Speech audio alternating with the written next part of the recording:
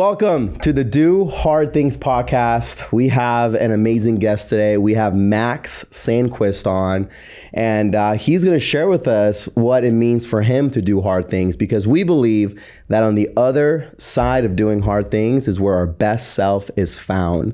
So Max, happy to have you on here. You're someone that I've gotten to know the last few months, and it's been awesome just to get to know your story, your passions, and ultimately what makes you you. So quickly, just share with us, man, like who you are, your kind of backstory, and kind of what brought you here. Yeah, John, thank you so much for having me on today, and quick honor to you and your beautiful bride, Josie. You guys are fantastic leaders in the community, in the marketplace. It's been such a pleasure. And I texted you a little bit earlier this week expressing gratitude. But it's no coincidence, right, that we've been able to talk with each other, grow in community with that. I remember even coming into church, and you were one of the most profound people that I'd met right off the bat. And being here today is just a huge honor. So I really appreciate that. And again, a little bit of my backstory is my name is Max Sandquist. I was born and raised in Denver, Colorado. I came out to San Diego State in 2007. And of course, it's just hard leaving San Diego, right? After I graduated, I went up to LA for a number of years, lived in La La Land, and I actually was fortunate enough to be able to get an opportunity to return back down to San Diego at the end of 2021 and be able to dive into my passion, which is truly fitness and nutrition, and helping people living their best life and showing up, right? And I truly believe that fitness and nutrition is an entry point to all of the other different areas of your life where you can show up as the best version of yourself, right. The best version in your relationships, to your significant other, to your friends in the marketplace, right? Because when people see you and they understand that you take care of yourself and you have discipline, they have that trust and confidence that you're going to take great care of them as well. So it's been a tremendous last season for me, stepping into it, really dialing into my passion and the gift that I truly believe God gave me to be able to help other people. And it's been fantastic. So thanks again for having me. Yeah, it's an honor, man. And honor to you as well for being here. A big reason I want you to be on this podcast is, for the people that, have seen many of the episodes, they know that one of our foundations or one of our philosophies, I should say, is centered around you can have it all, which means that we define true success. Like true success is winning in the areas of faith, family, fitness, finance. And we also in that order, right? That our faith, right? Believing in something bigger than yourself, right? Our family, that can be our mom, our dad, our wife, our kids, our best friends, right? Like relationships, are very important. But today we're going to talk about fitness, maybe a little bit more than the other ones, right? We've had different people on these podcasts that talked about like family. We had Ashton Buswell talked a lot about family, and so today we want to talk about fitness, right? Because you only have one body, right? You're only given one temple. Right, we're only given one of these, right? You can't go and literally buy another body. And what I've discovered is usually the things in life that we get for free, we take for granted, right? And then the things that are easily replaceable, right? We like guard it with our lives, like our phones, right? Like people freak out if they leave their phones at home. But or phone's at 10%, and you're like, oh my gosh, I need a charger. But yet we don't have that same attitude towards our body. And you're someone that, as I've gotten to know, you are someone that has really, you're in the top 1% when it comes to physical fitness. I'm sure people can check out your Instagram on that. So share with us what brought you to have such a passion in fitness, such a passion in nutrition. I mean, you talked about being a college athlete, you've been doing this for years. Yeah. So talk to us about what led you to that path. Yeah. I mean, if we go back all the way to my childhood, I give honor to my father, Tom, because he provided opportunities for me to try every single sport, musical instrument in the book. Truly the great way for a father to just facilitate whatever your passion for what your child has. And I was the 3-sport athlete, right? Every single season I was playing, even during the summer, I was playing for club teams. And it was amazing for me to be able to dial into that fitness side because I truly just had that passion and that talent for it. That said, a big transformational thing, fast forward all the way to right before the pandemic, is despite having a healthy life, despite eating well, I actually got diagnosed with a chronic disease called Crohn's disease. Wow. It's an inflammatory disease within your intestines and your colon that is very difficult for you to be able to absorb nutrients, for you to be able to retain weight. It's a huge struggle. And I was really shook by it because I was like, wow, I go to the gym all the time. I take care of myself. I always make sure to eat pretty decently well. Like, why is this happening to me? And what I found is that when I had woken up from the surgery was the doctor was just telling me, hey, you're going to have to take 4 pills for the rest of your life. Kind of good luck. There was no nutritional side to it. There was no true lifestyle advice or basis for me to be able to overcome this sentence over my life. And it wasn't something that I accepted. So naturally, what I did is I put my thinking cap on. I went to Google and YouTube University, right? And I started to be able to educate myself on the right ways to be able to put nutrients into my body and be able to have my body absorb those nutrients. And that led me to getting a certification within personal training and nutrition coaching. And I started to realize that, especially during the pandemic, we saw a drastic increase of people's that health declined, whether if it's obesity, whether if it's just pure laziness, whether if it's circumstantial because of other forces and things that aren't allowing them to be able to get out and get fresh air and put the right type of food in their body. I knew that there was a calling on my life based on the talents and the gifts of how I had been brought up to be able to help other people. And I truly believe that, right? Like, nothing we're given is for ourselves. It's for the benefit of other people. And I try to steward that gift as best as I can. So I also want to give a lot of credit to my wife. She actually helped me with putting the wind in my sail to get this business started just a couple of months ago. So I actually started my new business, Max Fit Nutrition and Fitness Coaching. You can take a look at my Instagram and get a little bit more information about it. But it's been an absolute passion and a blessing to help people get out of that mold. And like you said, we have one body. Yeah. You know, sure, there's hiring coaches and helping a monetary value for being able to do that, but it's all earned. You are still responsible at the end of the day for your results, for taking charge of your life and taking action on it. Yeah. So just a little bit of a background on that. Yeah, and you brought up something good. You know, I feel like the most successful people in the world, they just simply solve problems, right? They solve, like, we don't, like, you're not selling something, you're helping people, right? You're not selling them a coaching program or a workout program. You're genuinely helping them. And the most successful people just simply solve problems. And there is a problem in 2023. Actually, COVID exposed that even more, right? COVID, I think, supercharged it. But I saw, we were talking about this earlier, but I saw a saying that was like, there are more people, or there are more millionaires in the world than they are people with just a 6-pack. Like, that's crazy. Yeah. Meaning more people, there's more millionaires than people with 6-pack. And, a few months ago, I started to notice that whenever I walked around, a lot of people are overweight. A lot of people have kind of like let go of their body. Yeah. What's crazy is I went to Italy for a few months. I went to Italy last month. A few months, can you imagine? And I was there for, me and my wife were there for 2 weeks. Yeah. And we noticed an observation. We noticed that the majority of people in Italy were like in decent shape.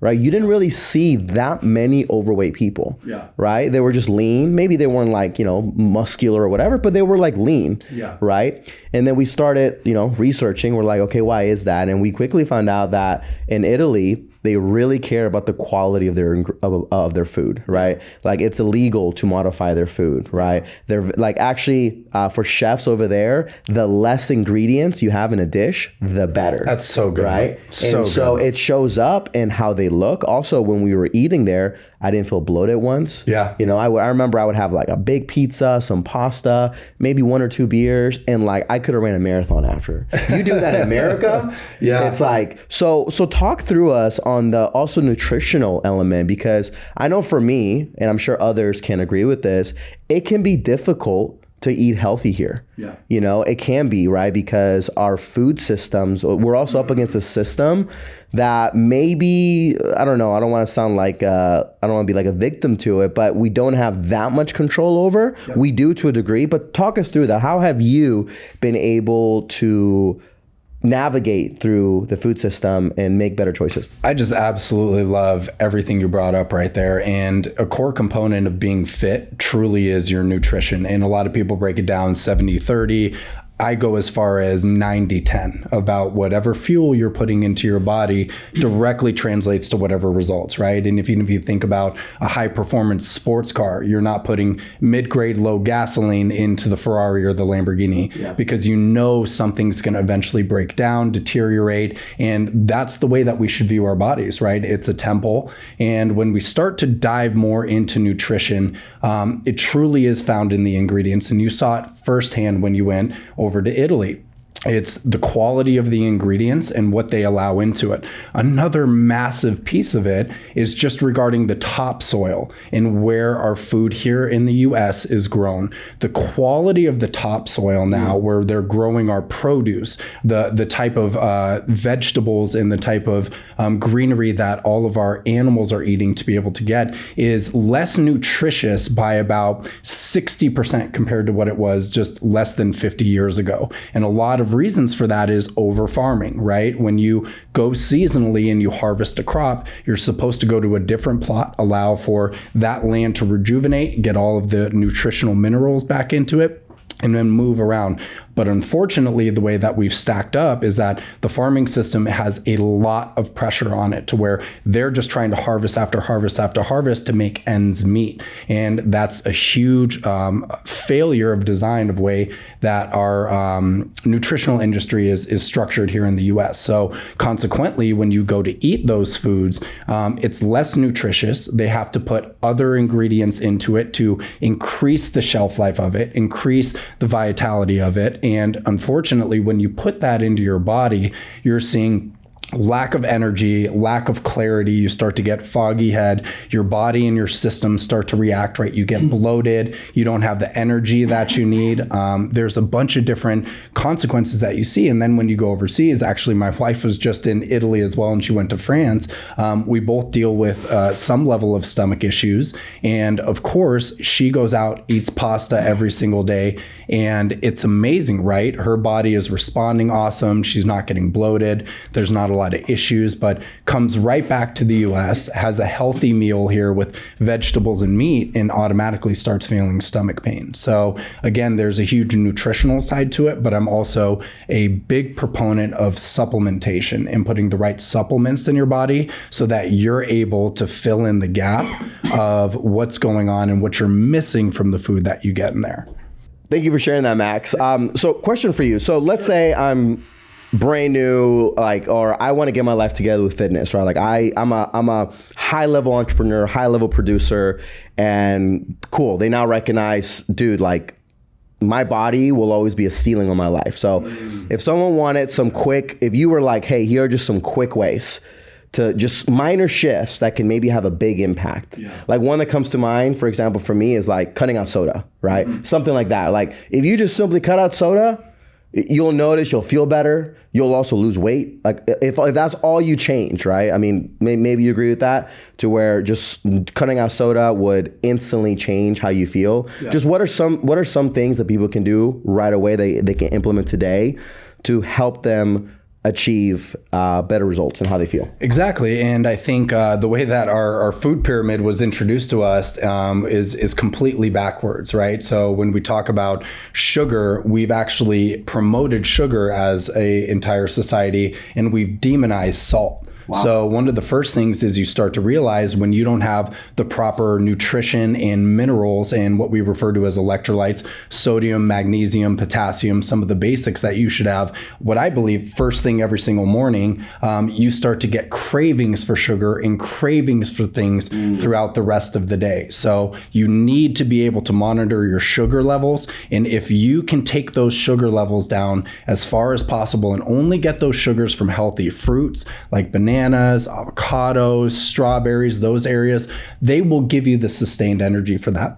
But what I would say is my morning routine and how you start your day is absolutely pivotal to what you're going to get out of the rest of the day. So when you wake up, highly recommend taking 12 ounces of water and electrolytes. You should have around 1,000 milligrams of sodium, about 200 milligrams of potassium, and about 80 to 100 milligrams of magnesium. That's going to help you with sustained energy throughout the day. That's going to curb your cravings for sugars and unhealthy foods throughout the rest of the day, and it's going to start you off on the right note. I also firmly believe that you need to be able to have a really good multivitamin and a probiotic. You need to be able to have the right type of sustained energy for all of your different blood levels. And when it comes to the gut, obviously being diagnosed with something like Crohn's disease, you start to realize the impact mentally that happens in your gut. And there's a lot of different clinical studies. We won't go down the rabbit hole too far in there.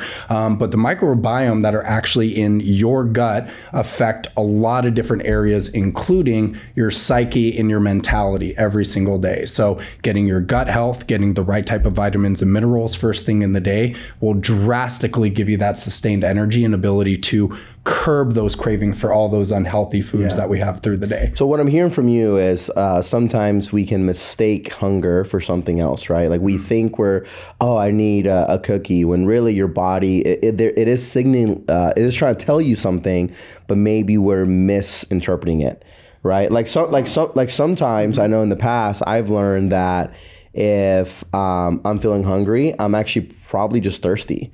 And something that I've implemented in my life is like, if I feel that way, let me just go drink 12 ounces of water. Yeah. And then if I still feel hungry 10 minutes later, cool, I'll eat. But most of the time, I think I'm hungry, but really I'm just dehydrated and my body's trying to tell me I'm dehydrated. That is so spot on. And again, right, I have clients that have habitual habits of late in the day, they'll grab for a bag of chips and one handful turns to 2 or to 3, and they have a really hard time being able to curb not grabbing for that. But think about it. What is your body saying then? I need a salty chip. I need that type of like savory treat right now. So when you think about reverse engineering that, your body's crying out for more sodium and more salt. You take electrolytes first thing in the day, you curb that craving later on in the day when you feel like, oh my gosh, I just have to have that snack. And when you curb that, your body stops getting those dopamine hits later in the day that it looks forward to, like, oh man, I'm stressed. My cortisol. So cortisol, by the way, is the stress hormone released in your body. When your cortisol spikes, it's really hard to be able to function, keep weight off, and be able to show up, right? So your cortisol is spiking, you go, oh my gosh, I'm super hungry for sodium right now. Let me get those chips. That'll make me feel good. But if you're proactive first thing in the day and make that your routine, that doesn't happen throughout the rest of the day, and your body will start to self-heal from thinking and needing that dopamine hit later in the day. Yeah. No, it's important for us to know this because most of the audience, they're entrepreneurs, right? They're in sales, they run their own business or coachings, and we undermine how important these conversations are, how these small little shifts. Again, you mentioned just drinking water when we wake up. Yeah. You know, most of us, we wake up and we check our phones, we check our emails. Stop doing that, right? My wife, she is rigid on every morning. She gets water, and she puts like 2 or 3 lemons in it. Good for her. And she's big on lemon water, right? Because it's a great way to cleanse the blood.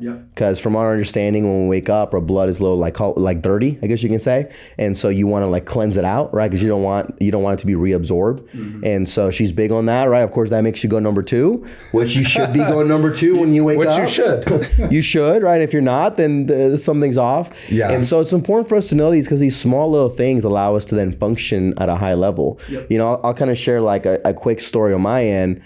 From 2011 to 2018, I really took great care of my body, right? That was when I joined the Marine Corps. And when you're in the Marine Corps, the environment is everyone works out. Everyone is all about nutrition. Everyone's all about looking big, right? Competition. So yeah, high competition, right? And you know, there's something to be said about sometimes you guys shift your environment, and that's probably a different topic. But like there's power in just, if you're struggling being fit, maybe switch your environment. Evaluate the friends in your life and be like, holy moly, I need to get new friends. This is actually why I want to be friends with Max. I'm just kidding. Beyond other reasons, right? But I look at Max and he's further ahead in his fitness, and I'm like, I gotta get around guys like him, right? Because when I get around guys like Max, it inspires me, it motivates me, it allows me like to see maybe what I can't see on my own. Anyway, so Marine Corps, 2011 to 2014, great shape, right? When I got out, I stayed in shape for maybe another 2 years, right? But then in 2017, maybe 18, I started to decline. I started to not eat as much, not be as nutritious, right? And then for about the last 3-ish years, maybe 4, I would say I was like kind of out of shape, right? Like I didn't really work out as much. I wasn't eating well, and I saw how much harder it is to achieve the results I want to achieve. Yeah. You know, because 2 p.m. would come around and like I got brain fog, you know, or I wake up and I'm just like lethargic and I think I need coffee and I think I need all these energy drinks, but my body's like, no, you just need to go to the gym, drink some water and eat some healthy food. Yep. And then recently, about 8 months ago, I had this like kind of awakening where I was like, dude, I'm sick of how I feel. I'm sick of waking up and feeling tired. I'm sick of 2 p.m. rolling around and I have this mental fatigue. Because understand this, like fitness is not just about you like having a good body. Yes, that's part of it. It's not just about, you know, you looking good and being beach ready or being rave ready, whatever you do. Yeah. It's not about that. It's about being able to operate at your best level, because I realize that I cannot be the best husband if my fitness is not in alignment. I cannot be the best father. Yeah. Like I will come home at 5, 6, 7 p.m. sometimes, and my 5-year-old will want to play with me. And I'll be like, I'm too tired, son. And I would feel guilty. I'm like, really? I can't find it in myself to play with my boy, and he will remember these things, you know? Yeah. So 8 months ago, I was like, I'm sick of this. Yeah. And ever since then, I've been like, I'm going to take my fitness seriously. And now I'm happy. I'm back where I know I used to be. And, you know, I'm on this journey still, right? And because I know what it's like to be in shape and how it feels. I also know what it's like to not be in shape, right, and how it feels and how that impacts every other area of my life. Because if you're not in shape, if you're not fit, and whatever your definition of it is, right? Some people, cool. If you want to be lean, and that's fine. You don't have to have big muscles to be considered fit. Just take care of your body. So I just want to share that, because that's why I'm learning more about this, because I want to know what it's like even to go to the next level. Yeah. And I love coming home at 6 p.m., 7 p.m. after a long day of work. Maybe I've been gone for 12 hours and I still have it in me to play with my boy. Yeah. You know? I just love all of that. I mean, I'm ready to just drop the mic and we're good for the day. That was so good, man. What I will say on that is, first and foremost, honor to you for serving our country, all the Marines, all of our military. Y'all are stellar. What we have in the U.S. is something absolutely special, and it's because of your dedication and what you've provided for the country, for us to have those liberties. Second part of that, and it's weird because it's a little bit reverse engineered, because being a top performer and then seeing not be able to come home to your kids, feel great, have that energy to play with them. I've also seen the opposite end of it, where people are hungry for more, right? They know that they could be showing up in their job better, but they don't have that extra something to push them through. They have that continual brain fog. And what you said is so beautifully put. The fit version of yourself will have you showing up better in your marketplace, in your family, in the community. It truly is an entrance into making sure that you're doing well. And I mean, let's conceptualize this from the marketplace standpoint. When you are fit, you automatically communicate to people non-verbally what you believe and what your values are. Yeah. If you're in sales, right? I'm in sales. I believe everybody is in sales at the end of the day. When you go up to somebody, before you even open your mouth, they see, wow, he's disciplined, he's regimented, he takes care of himself. This is somebody that I know is going to take care of me, right? You've heard it. You never go to a dentist with crooked teeth. Why are you going to trust somebody with your money, your business, a core reason why you need to be able to change if that person isn't embodying what you need? Right. And I think that's just so beautifully put, to be able to make sure that you're taking care of it. And at the end of the day, let's talk about longevity. It's not about us. Everything that we're given in our life is for the benefit of other people. Yeah. And especially talking with you and some of your goals to have a massive family and just really just spread out and have a beautiful, complex family.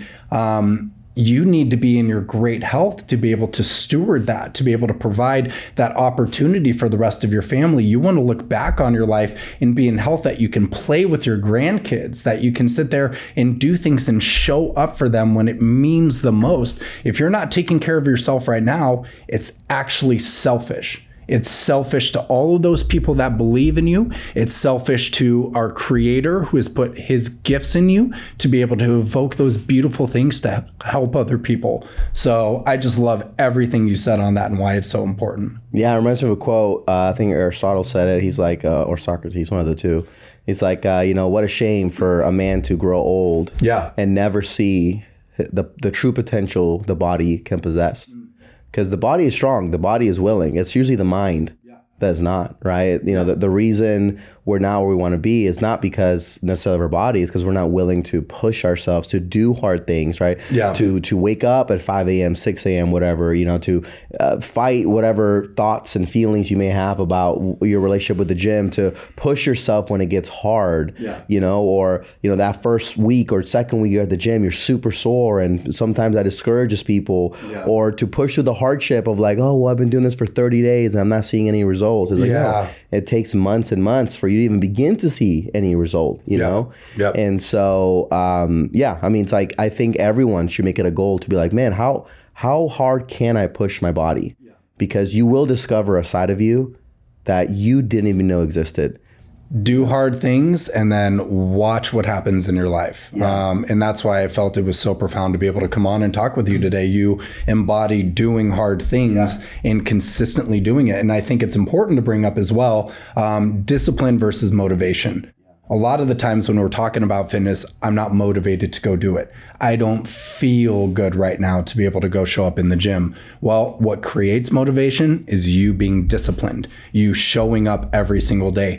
Likely when you start your fitness routine, you're not going to see anything for the first 30 days. And that is if you are clean, regimented, and disciplined. But then when you start seeing those results and things start to cascade, your motivation will go through the roof. And what I want to do with my coaching business is be able to make sure that people are equipped to be able to have sustainable long-term lifestyle changes and changing that mindset, right? Because it's so often we're in great shape, then we fall off, and it's a little bit of a roller coaster, right? I think it's so important for us to stay disciplined, and it's hard. There's everybody on Instagram nowadays that's a professional and knows everything that they're talking about, right? And a lot of the times they're just like, get in there, you need to be motivated. It's not about motivation. It's about staying disciplined and consistent in every single thing that you do. Yeah. So now let's tie this into coaching, right? Because again, I would say most of the people that listen to this podcast are entrepreneurs, right? And I'm sure they can relate to this. I don't want to have to sit and figure out how to, what foods are good for you, and like you did, right? You're part of your story when you got Crohn's disease. I love it. You were resourceful. You were like, hey, thank you, doctor, for your report. I'm going to actually see what other resources I have at my disposal. You're like, I have the internet. Yeah. Great. Let me go start there. And it led you on this path to where you are today. So for me, right, resourcefulness is like, hey, I know my gifts and talents, right? Yes. My gifts and talents are best spent in my business right now, right? In sales and in leadership. And so my mindset is, how can I partner with people like you, right? Yeah. So Max is my coach. We're going to make it official today. Let's go, John. He's my fitness coach, because I'm like, can I go on the internet and be like, what workouts are best for me? What food should I be eating? I can do that, but I also recognize that my time is best spent instead in my lane, right? Which is not necessarily fitness and nutrition. So instead, I partner with coaches like you to be like, cool, hey, you're already the professional, you've already done the work, right? Yeah. Let me partner with you. Let me pay you so that way, then I can spend my time doing what I'm best at. So talk us through that kind of, why it's important for people to have a coach. So beautifully put. Like, coaches need coaches too, right? And it's the art of delegation and understanding where your time is best spent and where you can use your resourcefulness. And when it comes to any area of your life that you feel that you can improve upon it, there are so many resources today and people that are willing to help and willing to send the elevator back down, right? And now in today's day and age, you don't have to specifically go into an office, do this, show up at a gym to be able to make sure you're meeting your trainer on time. It's more important for you to be able to have that freedom in your life, to be able to live a quality life, and then solicit people that are really helping you out. So specifically what I do is put together a full nutritional breakdown and plan so that you know what fuels you're putting in your bodies, and then flagging how certain ingredients are really going to impact you negatively or positively. And this isn't done just one time. This is going week over week over week, because it's a fluid thing. Additionally, when it comes to the training side of it, you need to be able to have a plan that is relatively tailored and customized to your goals. There's not a one size fits all when it comes to fitness by any means. One person can have a different set of goals on how they want to build their body compared to somebody else. And you need to be able to make sure that you're soliciting somebody that knows how to be able to pull those results out of you. And again, I'm a big proponent of therapy, and be able to make sure that you have positive reinforcements even when things aren't going well. Therapists need therapists too, right? Everybody needs a resource to be able to do that. And that's why I'm so glad that we've met, because you are an absolute boss in the marketplace. I have no doubt that iron sharpens iron. Hanging around in that association with people will either bring out the best or the worst in you. Yeah. And I think that's the X factor of success. I was just listening to the Ed Milet podcast. Dude is amazing. By the way, check him out. If not, I'm sure one day you're going to be all the way up there on the top life coaches. Let's get it. I declare victory in that. Let's go. But what he was talking about too is an X factor is the people that you surround yourself with. And not only the people you surround yourself with, but the proximity of how you allow them. Because a lot of times when you're changing and making a positive change for yourself, that might not suit the version that's best for them, of you.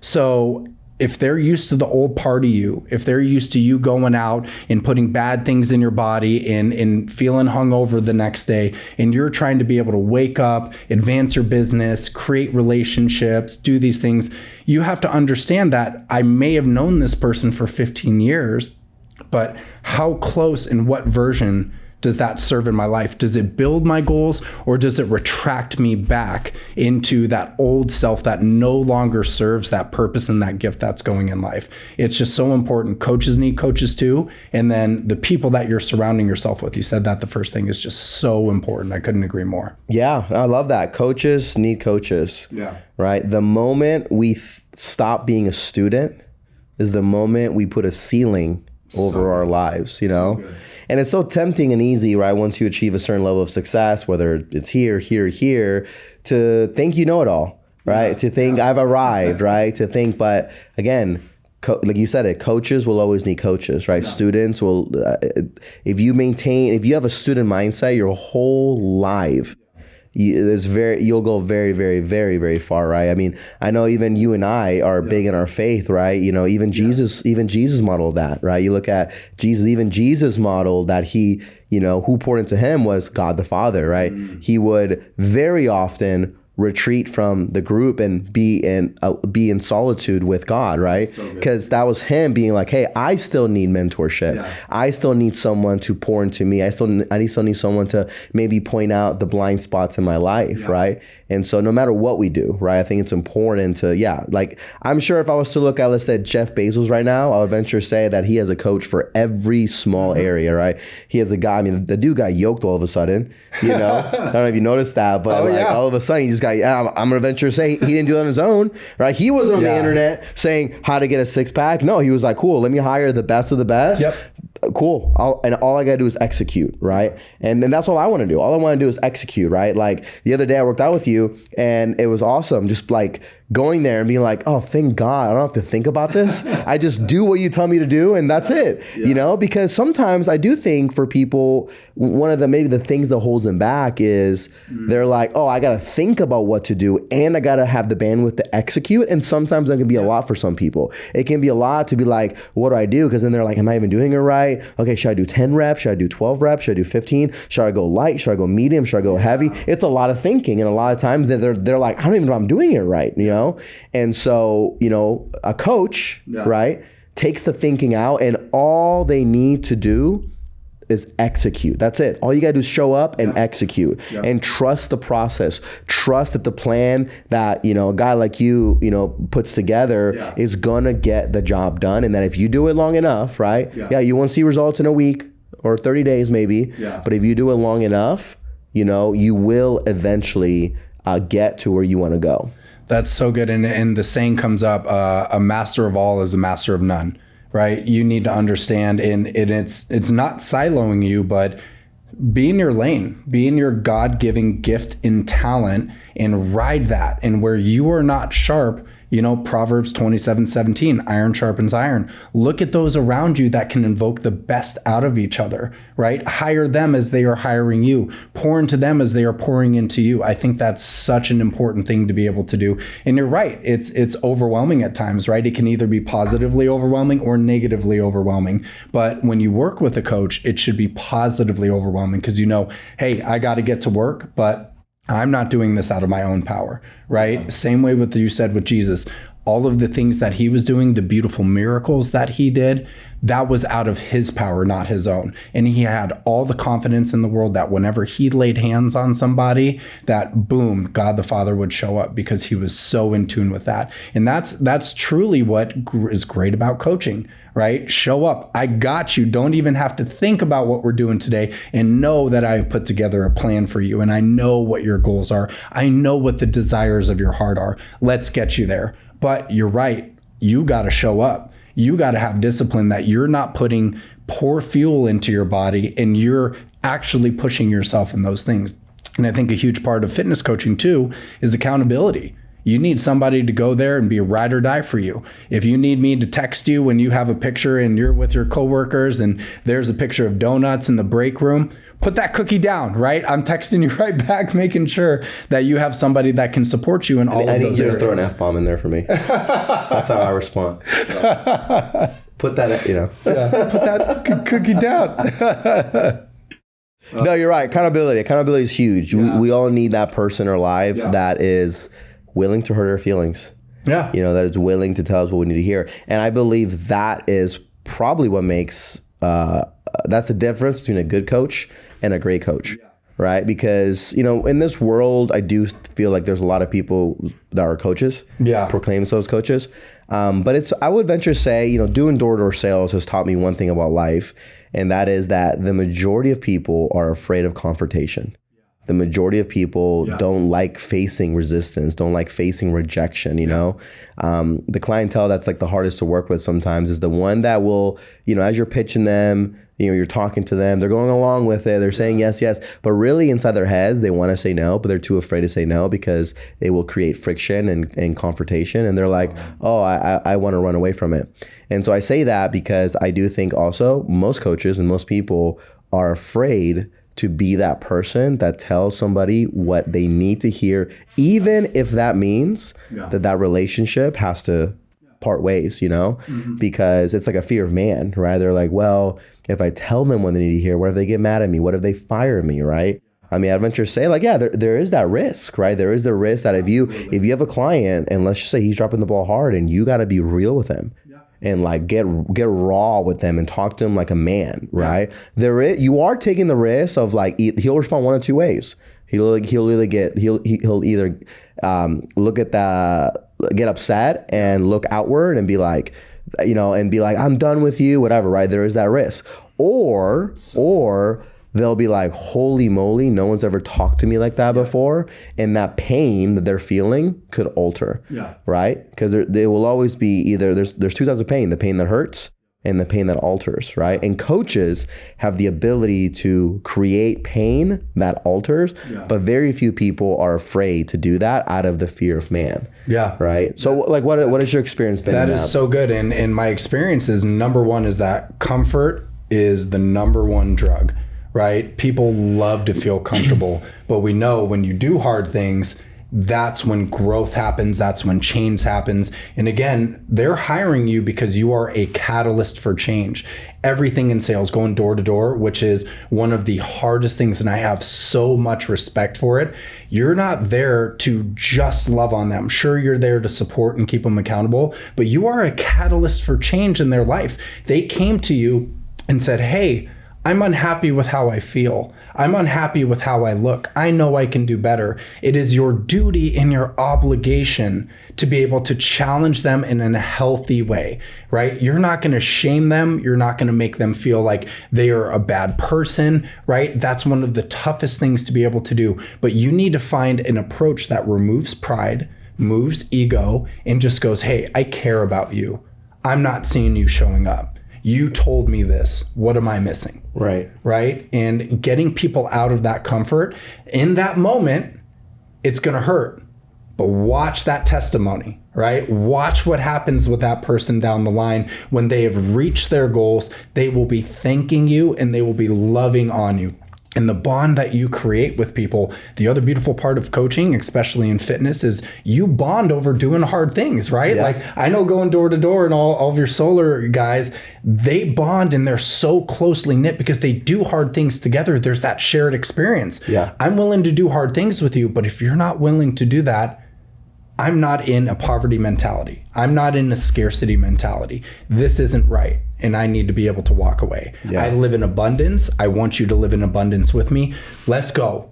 Let's go right now. But if that isn't you, I'm not going to accept comfort. Yeah. And again, that's not just in coaching. Evaluate your circle of friends. Evaluate your circle of family. I can't tell you how many times starting a coaching business, I had my parents go, oh, okay, that seems like a cool hobby, right? Like, okay, well, what about your other job, right? Hobby. And it's living in comfort, right? Because it doesn't serve them necessarily because of whatever has happened in their life. And you get resistance from those things, but it's beautiful what happens when you're just like, nope, this is my God-given talent. We're rolling with this and I'm not living in comfort. I do not accept that sentence over my life and I declare victory in that. Yeah. Dude, that's so cool, man. And Max, again, to go back to what I said in the very beginning, we have a big problem, especially in America, but over the whole world, of course, but for sure here, to where a lot of, like, we're seeing obesity rates go up, you know? It's becoming more, like, just recently the FDA approved lab-grown chicken. It's like, what the heck, right?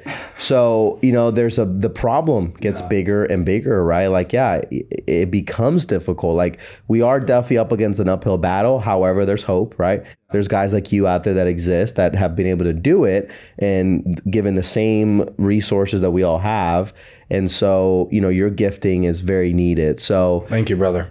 Share with us kind of what your future looks like, you know, what the next 5-10 years of your business looks like. What impact are you trying to make out in the world? I'm truly trying to help as many people as possible and truly transforming your lives and preventing chronic disease and increasing longevity. And that's exactly where I'm seeing it. My next evolution of this business is also going into the corporate world. When we start to take a look at the way a lot of these corporations are built, it's to have you sitting at a desk, eating the junk food in the office. That's a perk, right? Those things need to change foundationally. So when those people get off work, they have the energy to go and play with their kids and be able to make sure they're showing up as the best family members of themselves. So I see this business evolving into health and wellness seminars, and on a larger note, health and wellness programs that empowers every single person that is within those jobs to be able to take control of their health and to be a master of what they're putting into their bodies so that they can get the best output and they can show up as the best version of themselves. You know, as you're talking, it reminds me a lot of Andy Elliott. You know, Andy Elliott. He's a boss. He's a boss. And, you know, when one of his rules is if you work for him, you have to be in shape. Let's go. You have to. Like, he makes it a rule, you know, and like he's like, yeah, like, no, like if you're here, if you're one of my employees, you go to the gym with us, right? You're gonna get in shape, right? You're gonna have a, you know, just again, you don't have to be as big, you don't have to be as big as him necessarily, right? I mean, the dude's yoked and,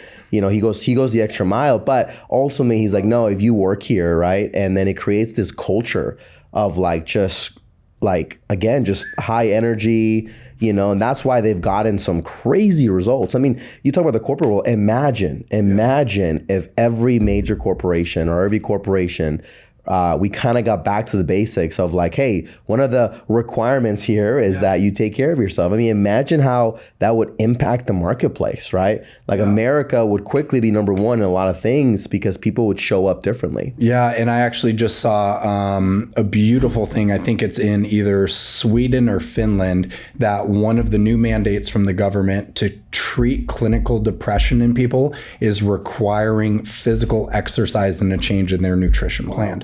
That directly impacts your depression and how your body responds to the stressors of life, right? That's so beautiful that he does that and demands greatness from everybody around him. If people would just move and get moving, if you feel helpless, get helpful, help yourself. It's okay to be selfish and take care of yourself first and make sure that your cup is full so you can pour into other people. It's the selfless, I'm not taking care of myself, I'm not doing it, let me just worry about you. It's that same thing they talk about on the plane, right? Like in the event of a crash or a landing, make sure that you put yours on first so you can help other people.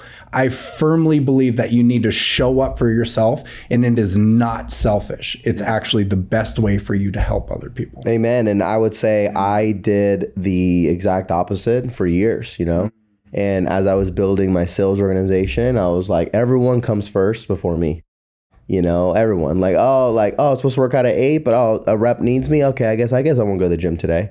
You know, everyone came first, and I've made a radical shift the last few months to be like you said, to get a little selfish, you know, and it's okay because I recognize that, I mean, I can't help people as much as I can if if I don't have the energy, if I don't have the mental capacity, if I don't have the bandwidth. And something I love that you said earlier too is your body is the very first impression of people. They instantly know whether you're disciplined or not. They instantly know whether they can trust you or not. Like they're subconsciously, we trust people that are in shape more than people that are out of shape, right? We just do. It's just part of our wiring because that says something, right? That says, okay, cool. That shows your discipline. That shows you work hard because you cannot achieve a body like yours without doing those things. You can't, right? I mean, God forbid if there's ever a day where you can also just get like, you know, arm implants and chest implants and everything else. They've already been trying that. Listen, yeah, I mean, that'll be crazy. But even like, you know, but no, it's like your body is the one thing you can't buy. You know what I mean? Like, cool, you can buy a car, you can buy a lot of things in this world, but the one thing you really can't buy that has to be earned through blood, sweat, and tears is, you know, having a great body. So, you know, kind of in closing, Max, where can people learn more about you?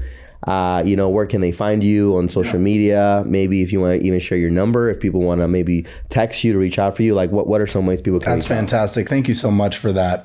So you can find me on social media, on Instagram, TikTok at Max_Sandquist. I have a great link in there to be able to get more information and book a coaching call. No obligation, no cost. I just want to hear about what's important to you and see if we're a good fit for one another. Additionally, I'm launching my website soon, maxfitcoaching.com. Be on the upcome for that, which I'm really excited for. And kind of in closing with that too, I just feel it's necessary to address that. Again, it gets to be negatively overwhelming just starting. It's not about perfection. It's about progress. Just start small, start doing something, and eventually that'll cascade into something absolutely beautiful. Come on. What a great way to end. Just start. That's it. Just start. You know, when it comes to doing hard things, just start, right? Even if you starting is going once a week, it's better than 0 times a week. Even if you starting is just, you know, having one really healthy meal versus 0, it's a start. You know, it's about progress over perfection. And that's in anything in life, right? If you want to have a better marriage, a better relationship with your kids, be a better entrepreneur, be a better with your health. It's just start somewhere. Understand everyone starts somewhere. Everyone, right? You weren't born like this, Max, right? You know, no one is born. No one comes out the womb with big arms and a 6-pack and like can do also. No, it's all earned. All of us started at the bottom, but some of us are the ones that chose to rise to the top. So, Max, thank you for being on here. It was awesome. I hope you guys took a lot on, you know, how to really take your fitness to the next level. Understand that your fitness will impact every other area of your life. So thank you for tuning in, and we will catch you guys on the next podcast. Thanks, John.